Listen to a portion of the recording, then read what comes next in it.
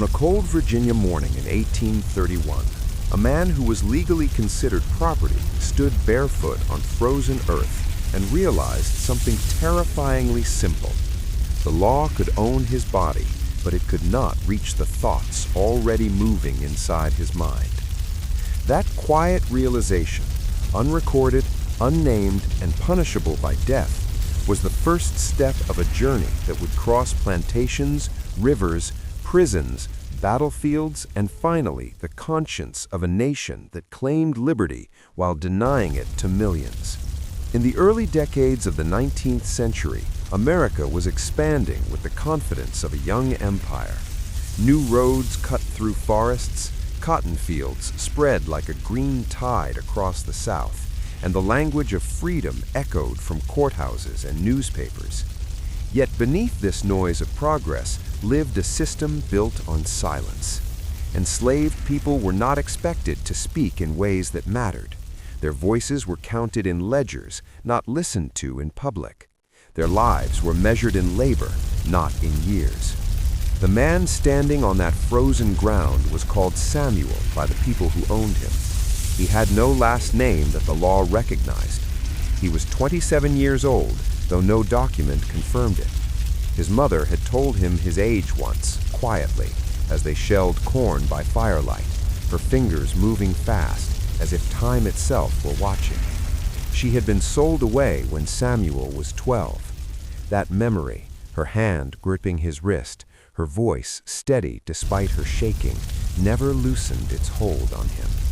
Samuel belonged to a tobacco plantation outside Richmond. The work was relentless, the rules precise, the punishments arbitrary. Overseers carried whips not always to use them, but to remind everyone they could. Slavery was not only enforced by violence, it was enforced by uncertainty.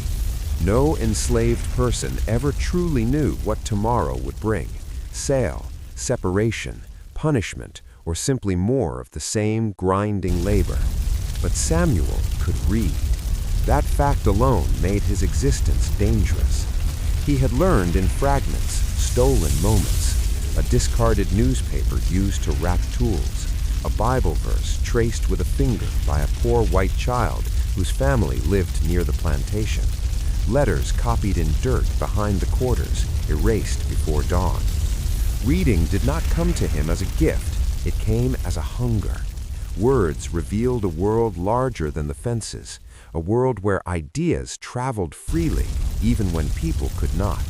From newspapers, he learned of debates in Congress, of speeches about liberty, of men arguing passionately over the meaning of the Constitution.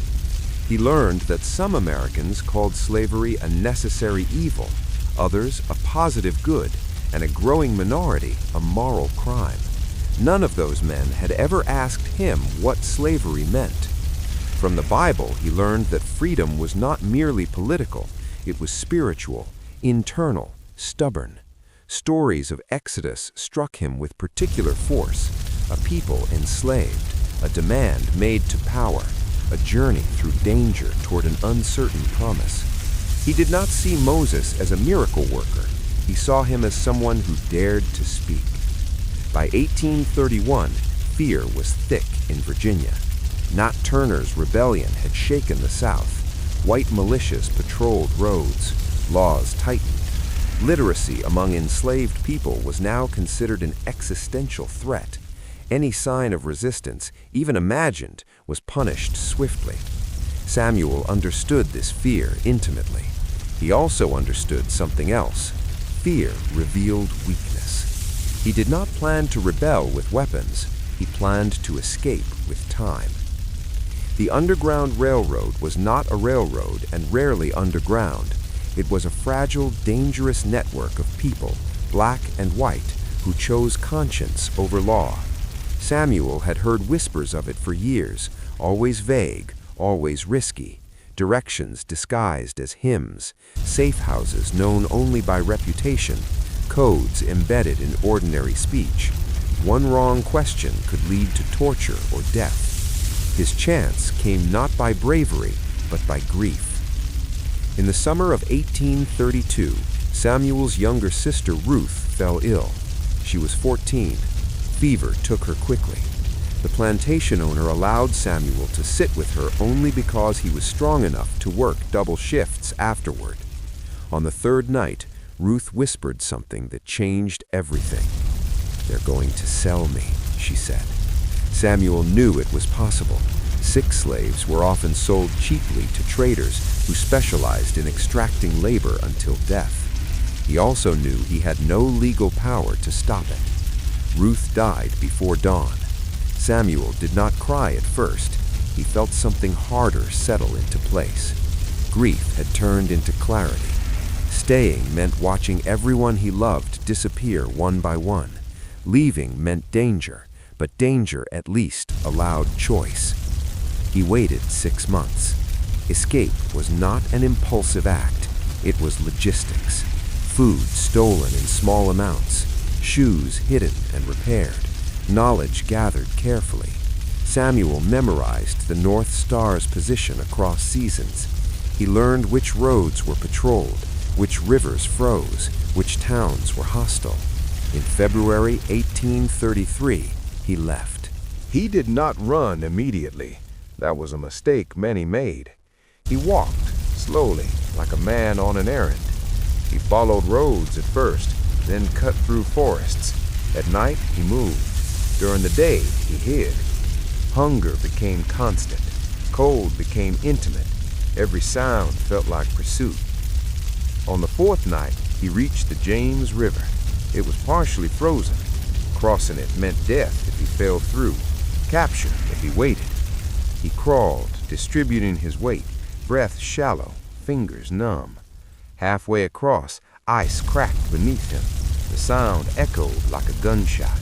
He did not stop. On the far bank, he lay still for an hour, convinced he would die there. When he finally stood, he realized something important. He was now a fugitive, not a slave on paper, but a criminal in the eyes of the state. Freedom, he learned quickly, was not a destination. It was a condition constantly under threat. Over the next weeks, Samuel encountered people who would shape his understanding of America more than any speech or document ever could. A Quaker farmer who fed him and said nothing, as if silence itself were a form of protection. A free black woman in Maryland who warned him that papers mattered more than skin color in the North, and that even papers could fail. A white abolitionist printer who spoke passionately about justice, then hesitated when Samuel asked for shoes. Each encounter revealed contradiction, courage mixed with fear, idealism with limits. America was not a single moral entity. It was a battlefield of choices made daily by ordinary people. In Pennsylvania, Samuel experienced a strange sensation, walking openly in daylight without immediate suspicion. He saw black men working for wages. He heard children laugh without fear of being sold. It felt unreal, like stepping into a story someone else had written. But freedom in the North was fragile. Fugitive slave laws allowed capture even there. Slave catchers operated openly, backed by courts. Samuel learned to stay invisible in a different way, by blending in, by never staying long, by trusting sparingly. He took work where he could, hauling goods, cleaning stables, chopping wood. He changed his name often. Names, he realized, were tools. In one town, he was Samuel Reed. In another, Henry Jones. Identity became flexible, survival-driven. In 1840, 7 years after his escape, Samuel found himself in New York City, a place louder, faster, more divided than anything he had known. Here, abolitionists spoke openly. Newspapers criticized slavery. Former slaves told their stories on public stages, risking recapture to expose truth. Samuel listened. He realized that silence, which had once protected him, now limited him. His story was not unique, but it was powerful. The question was whether he was willing to risk everything again, this time not to flee, but to speak. The first time he told his story publicly, his hand shook, his voice cracked when he spoke of his mother, of Ruth, of the river ice breaking beneath him. The audience, mostly white, some sympathetic, some curious, fell silent. For the first time, Samuel was not property, he was testimony. That moment did not free America. It did not end slavery, but it did something quieter and more dangerous. It forced people to see enslaved individuals not as abstractions, but as human beings with memory, intellect, and will. Over the next 2 decades, Samuel would speak across the North. He would publish a narrative under a pseudonym. He would help others escape. He would watch the nation fracture, argue, and finally go to war with itself over the very institution that had defined his early life. Freedom, he learned, was not a single crossing of a river. It was a lifelong act of resistance. And America, for all its contradictions, would be forever changed by the voices it once tried so hard not to hear.